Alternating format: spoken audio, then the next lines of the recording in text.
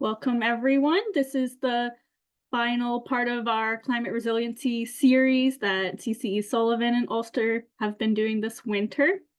And today our topic is going to be on energy efficiency upgrades and programs for agriculture programs. So I'm here from CCE Ulster. I'm Catherine Brignac. For those of you in my county, you can feel free to reach out to me with any follow-up questions about this. Haley Collins will be on later today. But we've got three speakers. We have Gabriel Gurley from Ag Energy New York joining us today. We have Adam Boese from Daylight Savings Company and Jordan Miller from NYSERDA, who will all be giving presentations. So again, feel free to drop questions into the chat as we go along, and we'll make sure to have some time for that at the end. This is also being recorded for later reference if you do have to jump off a little early. But I think we'll go ahead and have Gabriel get us started. All right. Appreciate it. Jump into it. All right. Appreciate it. Thanks everyone for joining us this afternoon. My name's Gabriel Gurley. I'm the program manager for Ag Energy New York. And I'm going to spend just a few minutes talking about the Ag Energy New York program, a little bit about our history, what services that we provide to the agricultural community throughout New York State as it relates to energy efficiencies on the farm. So I'm just going to turn off my camera here and switch over to the slides and just dive right into it. All right. Everybody can see that all right? Okay. All right. So yeah, Ag Energy New York program. This is a program that started about 4 years ago in 2020. And it's a program that's is statewide. It's throughout New York State. We work alongside different local associations, cooperative extension associations throughout the state. And it was a program that began in part with NYSERDA with their energy best practices for agriculture program. And so we work alongside educators in Cornell Cooperative Extension throughout the state, as well as farm service providers and farmers to help improve energy efficiencies. So the program develops educational content, and we also do conduct outreach events like the one we're having today. So we have certain goals that we hope to achieve with our Ag Energy New York program.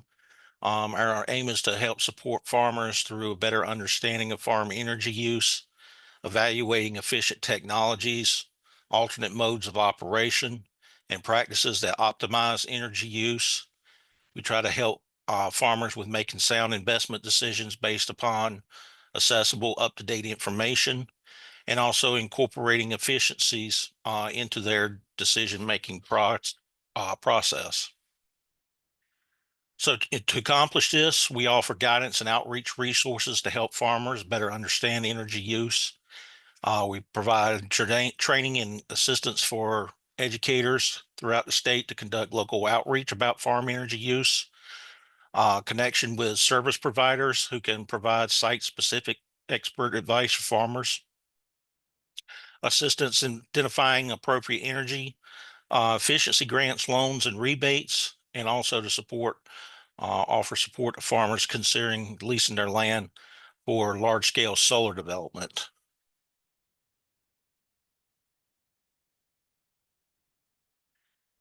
So the best way to get started with our program is to visit our website. It's agenergynewyork.org.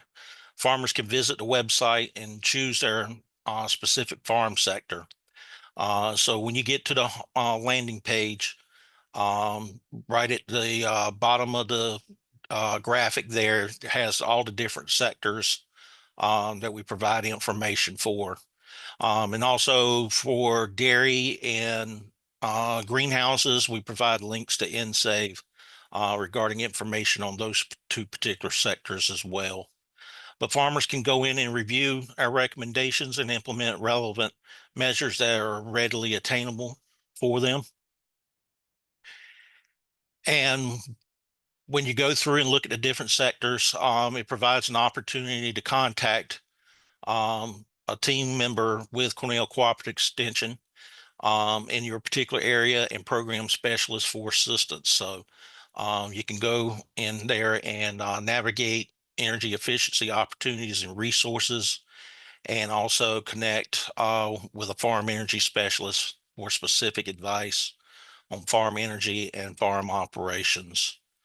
One of the services that we recently started offering as well, alongside the local educators throughout the state, is that we provide one-on-one consultations to help farmers access information, resources, and guidance as well. One of the things that you can learn on our website is about the different incentives and grants that are available. We try to keep this page up to date with all the different rebate programs, grants, and other assistance that may be available. So you can go onto the website and explore the different grants and incentives, and also, again, contact one of us in the Ag Energy New York program to help provide any information regarding the grants and incentives, and try to give some guidance on the application process and that sort of thing. One of the other things that you can do on our website is that you can request to get a no-cost energy assessment. So farmers can obtain a free energy assessment in New York State for their entire farm or specific parts of their operations, depending upon their preferences. It's a great opportunity to get expert advice tailored to their specific farm. And Adam here in a few minutes is going to give a little bit more detailed information of what that energy audit process looks like. But NYSERDA offers the energy assessments with local experts at no cost and no commitments from the farmer.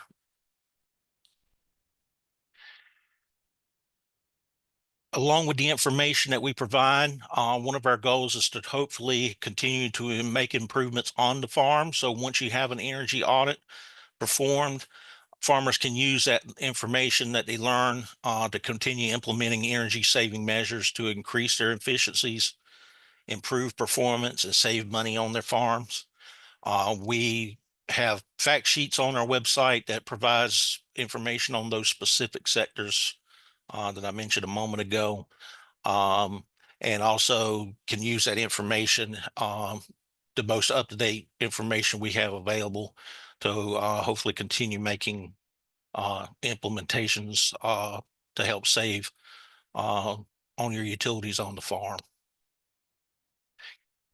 One of the things with the program as well, when you have an energy audit, it's usually not a one and done thing. Farmers can continue to update their energy assessment every 2 to 3 years, or more often if the farm operations change significantly. So NYSERDA offers the no cost farm energy assessments every 2 years, and the energy assessments can help farmers make informed, cost-effective decisions regarding energy use and the farm operations. Another resource we offer on our website are case studies. So you can go in and read about some of the farms that have implemented energy efficiencies on their farms and learn more about how they went about that process and the benefits that they're receiving from implementing those farm energy um, recommendations that were provided in the energy audit. Again, I mentioned a moment ago that we offer one-on-one consultation services. So we offer these services to farmers across the state to help with access to information, resources, and general guidance. We can help farmers better understand their options for energy efficiency improvements, and if they're interested in renewable energy. So again, when you go to our landing page on our website, right at the very top, you'll see a button, our contact us button, and that's how you can initiate the process for a consultation with us. As I mentioned a moment ago, also, renewable energies is another area that we have begun to provide information and guidance for farmers throughout the state. So the Ag Energy New York program, through Some supplemental funding has expanded its programming to include information and support for farmers considering solar and wind energy on their farm. That includes support for farmers considering solar or wind to power their farm operations, and also includes those considering leasing their land for solar development, including co-siting of agriculture and solar as well. The focus is on working with the farmers, but we also do provide support for extension educators and municipal officials throughout the state. Guillermo Metz is leading that effort on renewable energies. And so I've got his contact information there as well for those of you all joining our program today that's interested in solar, wind, or in some other renewable energies. So again, there's our website address. There's our general email address that you can reach out to us as well. And as I mentioned, you could also go to our homepage and click the contact us button, fill out the short form, and that will get reach out for us in the office to contact you as well. And there's my direct email address. You're welcome to contact me at any time through my direct email address as well. All right. Great. So Thank you that's so much. Yep. So that's all I have for now. We'll turn it over to Jordan now. Jordan's going to give us information about the NYSERDA programs and some of the things that she's able to provide assistance with through her efforts. Okay. Hi, everyone. Yeah, so I'm Jordan and I work for EnSave. We are the contractor on behalf of NYSERDA's agriculture programs. I'm just gonna share my screen. Okay. Yeah, so today I'm just going to be going over the programs that NYSERDA's agriculture programs have. There's 3 different ones that I'm going to be talking about today. So just a brief overview of the programs that I'm going to be covering today. The first one is the Agriculture Energy Audit Program, which Gabriel had just been talking about. This program offers New York State farmers no-cost energy audits to help identify energy efficiency opportunities on their farm. And then the other program I'm going to be talking about is the REAP Technical Assistance Program. I may refer to that as RTAP for short. So through this, this program has been designed to assist farmers to at no cost to make application to REAP. And if awarded, farmers can receive up to 25% of the total project cost. So that's a great opportunity, specifically for New York farmers. And then the energy best practices for agriculture, which Gabriel had talked about that as well. The best practices have been designed to have been developed to help educate producers about energy efficient technologies, how they function, the average cost, as well as average payback in years. So that's just a great place to start, I guess, if you're just thinking about making your farm more energy efficient. So yeah, for AEAP, well, Adam will go over the details of what the audit entails, the technical parts of it, but I'll still go over it. Yeah, so like Gabriel said, you can get an energy audit at no cost every 2 years. So the energy audit is a great tool. It prioritizes the energy efficiency opportunities by identifying savings and payback in years. And this program has been operating since 2016, so it has been around for quite some time. We've done a few different rounds for it, so we've had a few different contracts with it. So as for the process of applying, you just fill out the application, which can be found on NYSERDA's website. You can fill it out right on there. or of course, you can download a PDF version, you can print it, email it, fax it, whatever is easiest. But yeah, there's, numerous different places that you could fill the application out. And then once we process it, we will contact you and connect you with a local FlexIt consultant like Daylight that specializes in that sector to do the energy audit. And once the energy audit is complete, our team will do a technical review and get back to you with the report and recommendations. Then you can go to utilities for rebates, and you could also apply for a REAP grant. There's 2 levels of audits available. There's comprehensive, which is a detailed energy audit. And then there's targeted. It's an energy audit focused on specific systems. And as for eligibility, farms must be customers of New York State investor-owned electric utility. So if you have National Grid or NYSEG, you have to just pay into the system benefit charge. So just check out your utility bill to make sure that you are paying into that. Definitely encourage everybody to get the audit done. Doesn't hurt at all. And it's definitely cool to see, where your farm is using the most energy and how you could, make your farm more sustainable. Okay, so the REAP Technical Assistance Program. So this program has been designed to assist farmers at no cost to make application to REAP. And if awarded, farmers can receive up to 25% of the total project cost. So yeah, doing the application definitely, it kind of is a lot, but we do help with every step of the way, helping with documentation and just anything else that needs to be done. So yeah, if you're planning on implementing the recommendations that were made in your audit, this is a great way to help with the funding if you're planning on implementing them anyways. Priority is given to applicants requesting 20,000 or less in REAP grant funds, or those who are in distressed and disadvantaged communities.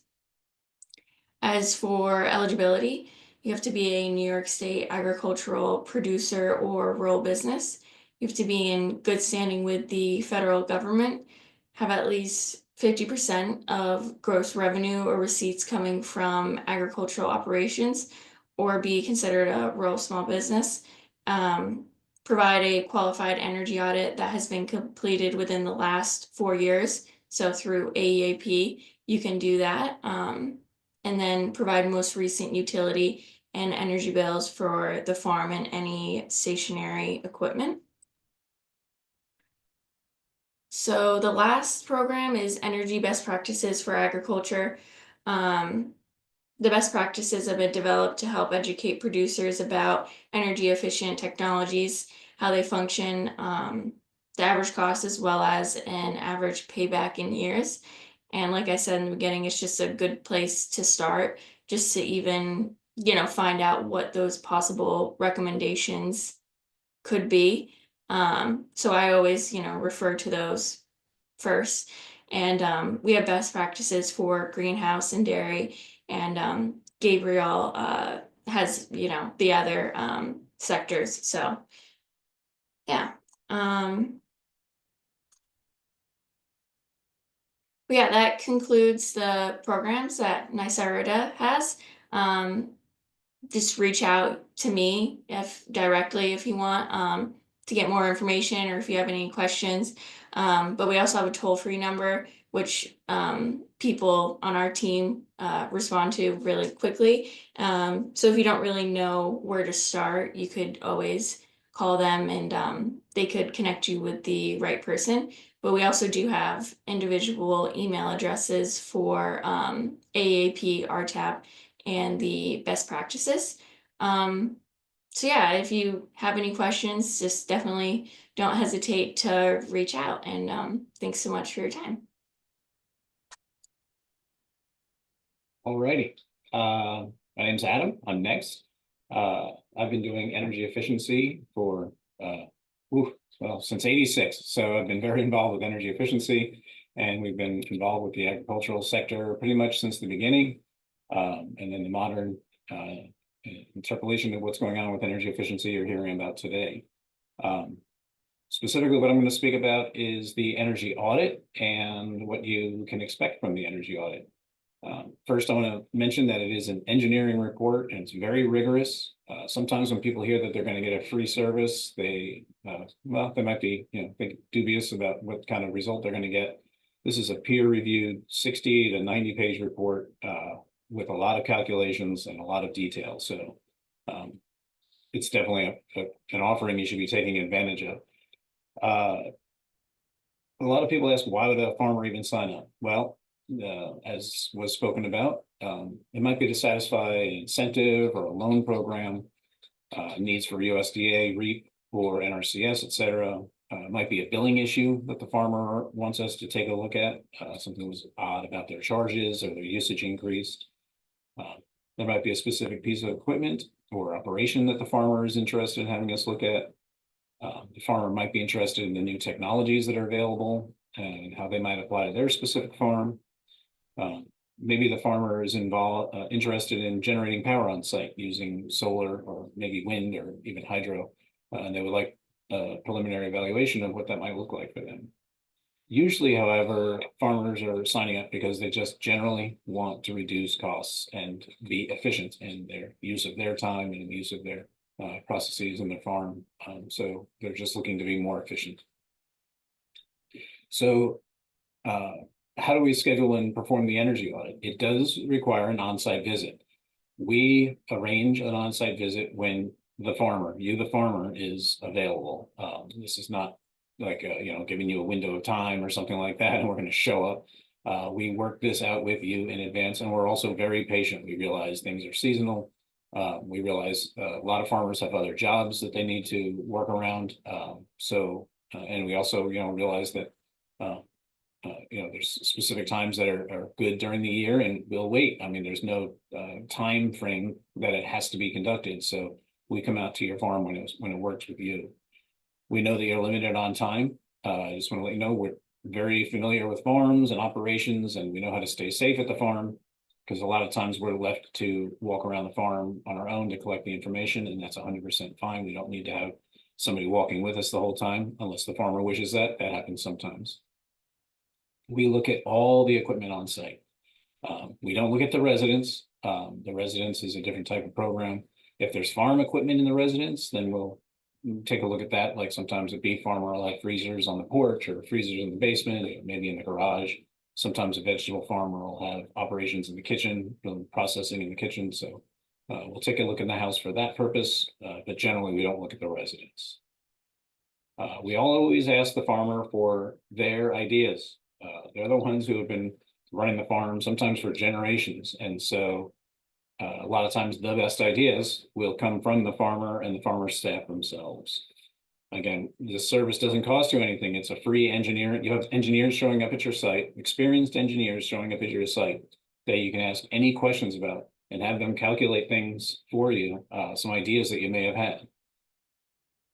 How are the calculations done? In a very thorough manner. They're full engineering reports, so they come with engineering ethics already.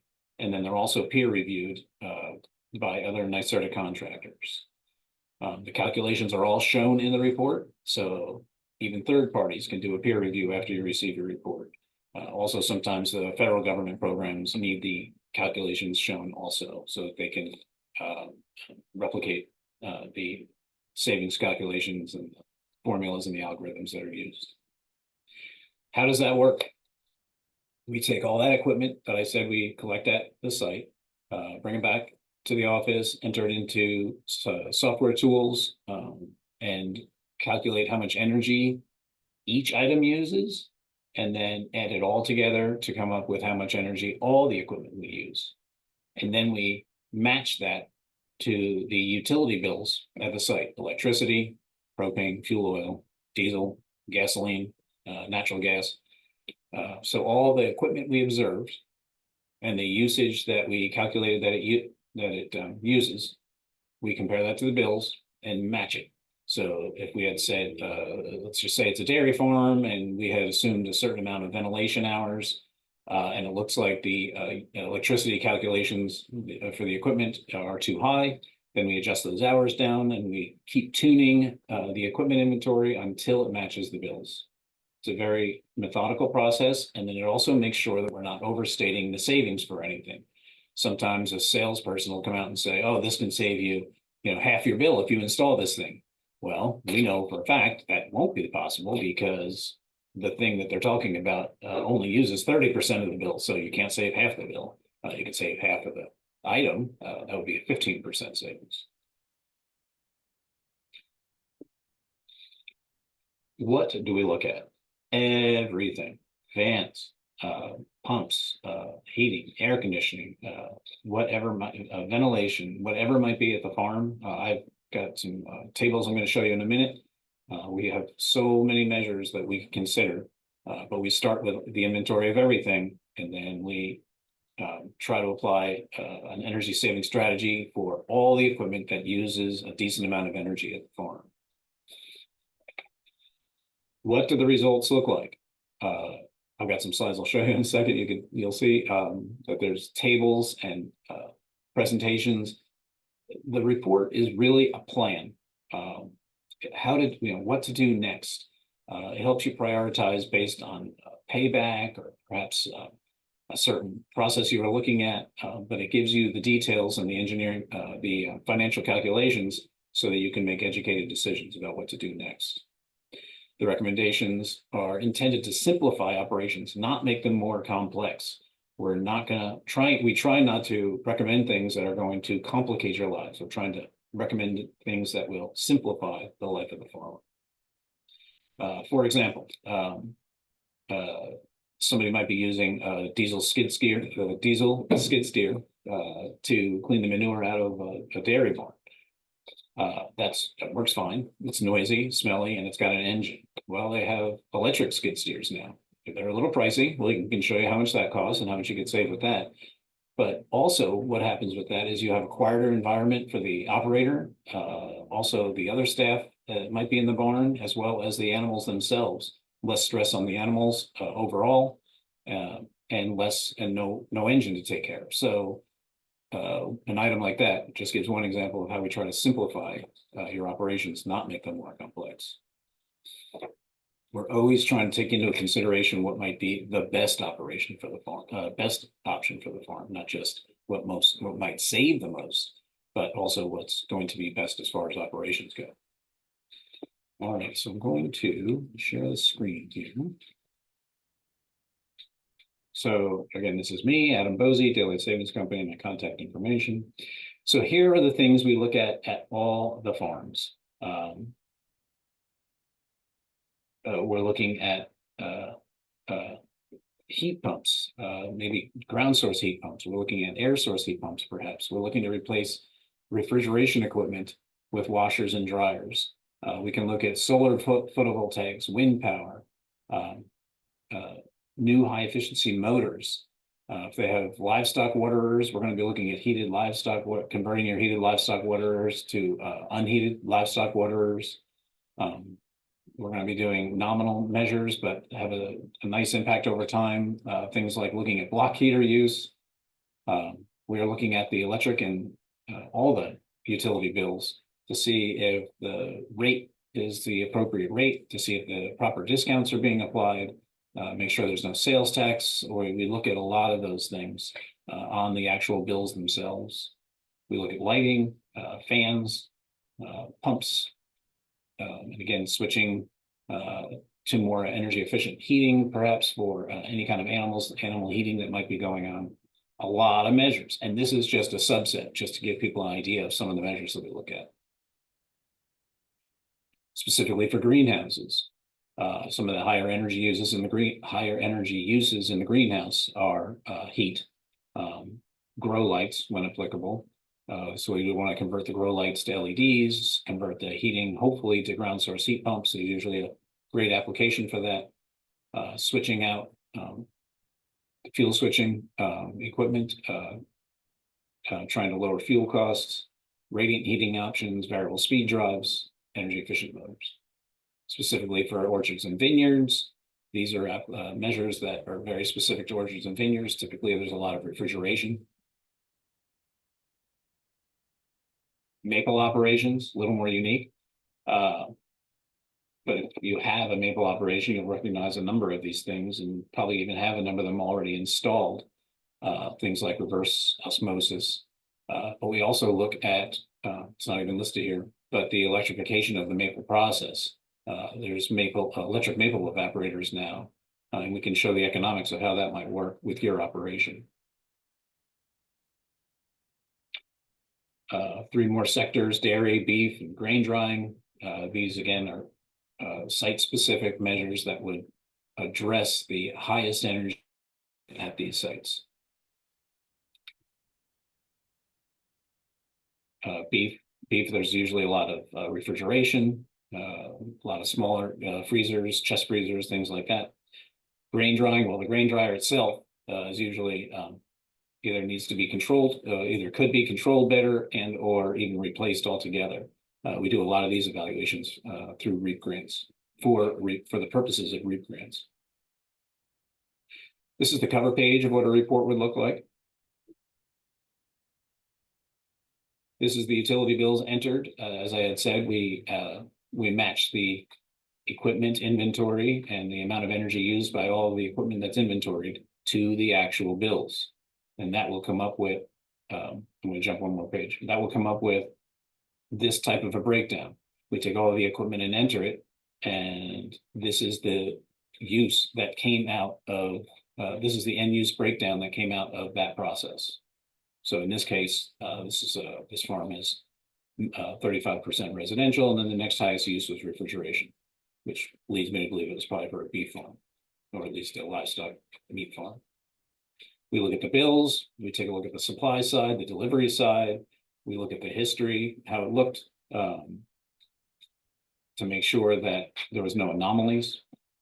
We don't like that when things are estimated, so we try to make sure that when the utilities are using estimations, that things are truing up okay, and that isn't causing too much duress for the farm. This is the inventory for this particular farm. So you can see we inventory everything, including heat trace in this case. This is more than 0 kW, something rounded in. The heated waters, block heaters, general equipment, all the lighting. And as you can see, we apply hours of use, estimated load, estimated efficiency, and this line item will calculate a certain amount of energy and then will fold up and help to develop that end use profile. These are the detailed calculations. So as you can see, we need to show this so that somebody could take out a calculator and take the numbers that we have in the report and can come to the same conclusions that we came to. These are the inputs that we were using, some outputs, but generally this is showing the inputs that we were using for the measure calculations. It also has the cost, labor, and material cost breakdown for what we're recommending. Summary of the savings calculation results of this. And then each of the measures shows up in the executive summary and the master list of measures. If people don't feel like reading the other 60 pages of the report, they can flip to this page and get the gist of what the whole report is showing, which in this case shows all of the 10 measures, the amount of energy that it would save. This one is a fuel conversion from oil to electricity. Shows the greenhouse gas emissions savings, the total dollar savings, the estimated installed cost. Again, this has breakdowns for each measure, but here's the summary cost for each measure. The useful life of the measure, the life of the equipment, what the simple payback would be. The SIR it's an economic calculation for comparing different measures, life cycle savings, and then the percent of utility cost savings. So for this report, we were able to, along with recommending the installation of solar panels, we were able to show an 11-year payback and almost a completely net zero farm in 11 years. So in 11 years, this farm would have no more utility bills if they followed all these measures. This is the one-page application. It's changed a little bit since this was first made, but in general, it's just farmer's name, address, contact information, who the utility is, your checkbox for the type of farm you have, and on the back you sign it and send it into Jordan, or you could send it into us. We can forward it to Jordan also. You can, down here, it says if you're working with somebody, you can put them here. So if you're so inclined, it'd be nice to put Daylight Savings Company, then Jordan will assign that to us. So, but this is the application. It's a very, very simple application. So, let me unshare.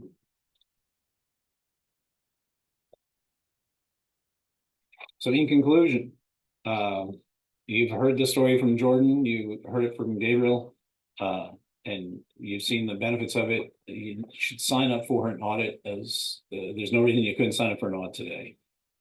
Because if you have a report, then you have a technical evaluation at the ready, so that if some equipment is breaks unexpectedly, then you don't have to go through all the fact finding. The fact finding had already been done for all the equipment at the farm. So no matter what it is that breaks, it had already been evaluated and presented in an energy report.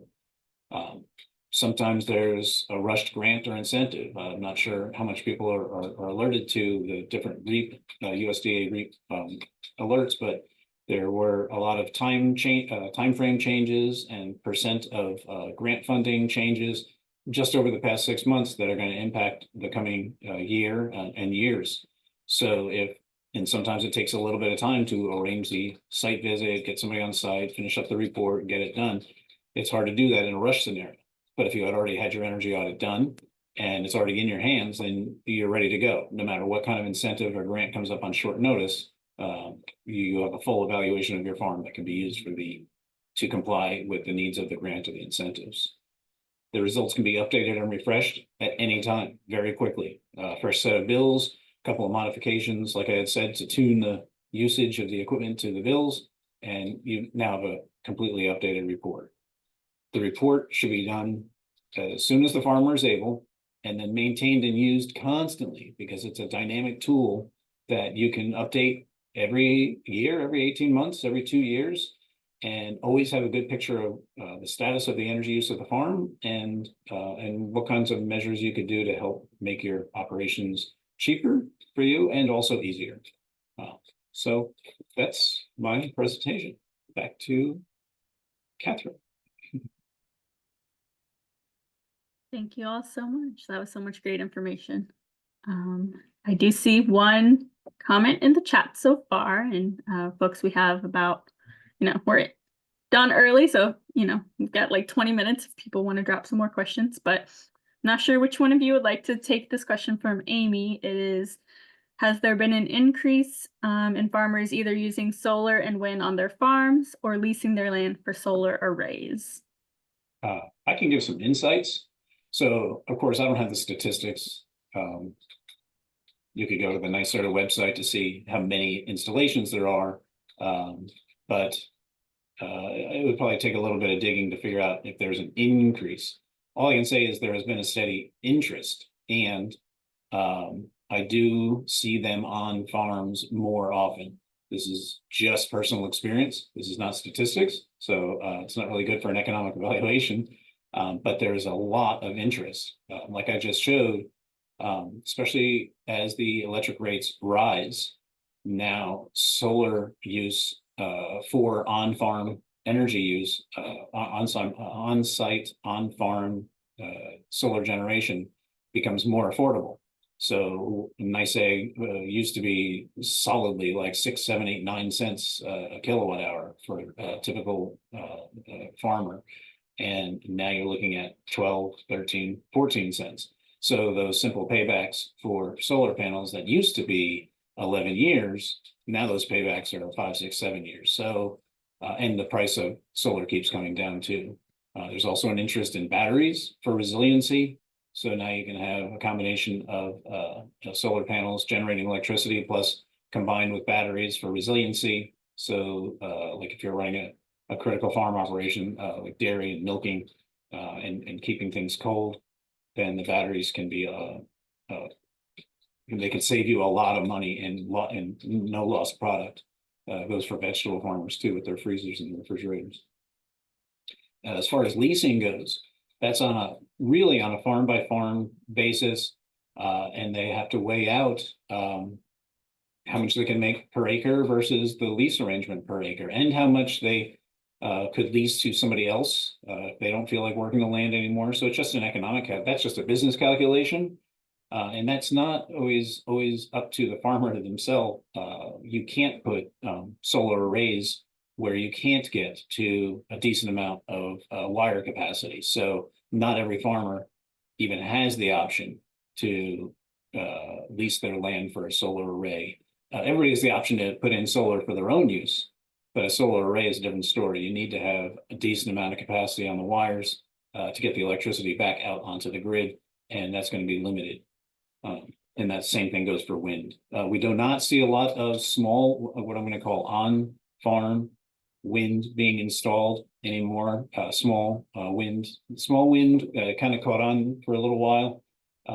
It's difficult. That adds a complication to the farmer. And in my presentation, I said we don't like to add complications. Now you've got a tower with guide wires, and you've got something. Now you've got something attracting lightning, attracting a lot of lightning. You've got a moving part, you got a generator up there. So there's a lot going on with small wind that is complicated. And plus the best calculations of savings come with wind data that's at 30 meters. And most installed small wind is not at 30 meters. So it's usually producing like a third to what the prediction was supposed to be. Solar, we do see more option. I'm sorry. So the leasing land for wind is the same as leasing land for solar arrays, even complicated a little more. One, you have to have wires nearby, and two, you are now putting up something that's going to be very large and seen by the whole county. So a lot more goes on and goes into wind. And again, it's a business decision. That one doesn't usually compete. Wind doesn't compete with land that you can harvest on. It's usually mountaintops. So that's a little bit different than solar. When you install a solar array, you have to have the consideration of losing that land for production. So now it comes down to a business decision of how much you can make per acre, but you won't be producing on that land. So those are the insights. So it's hard to tell if it's been an increase. I would have to guess it's probably an increase just because the way the economics of farming goes and the need for renewables. And when I say the need, I mean the utilities have to buy a certain amount of renewable power. So whoever has a decent farm and a decent spot, I'm sure they're being approached by wind and solar developers. Right, Gabriel, Jordan, I don't know if you have anything to add. I think, Gabriel, you mentioned the name of someone who does a lot of work on this at Cornell. Yeah, Guillermo in our office does a lot of work in this space. So certainly if anyone has any interest in evaluating that, they can certainly reach out to Guillermo. He'll be happy to assist. But just general comments, Adam is pretty much spot on in terms of some of the trends that we're seeing and that sort of thing. And that's part of the reason why we're now offering that service, because of the interest in particular solar use on the farm. Yeah, and I can only speak for my county. I would say I haven't seen a huge increase or anything in solar arrays on farms here in Ulster, but it does seem, as you were saying, Adam, like certain areas of the state that have, prime, proximity, I guess, to the wires seem to be kind of where people are getting approached maybe the most. So yeah, something to keep in mind. All right, I don't see any other comments yet, so we think we could let people go early, unless anyone has anything else to add. Great. Thank you so much to all of our speakers. Yeah, appreciate it. Thanks. Everyone. Thanks. Okay. Bye-bye. Look out for all the recordings on the Sullivan County YouTube page.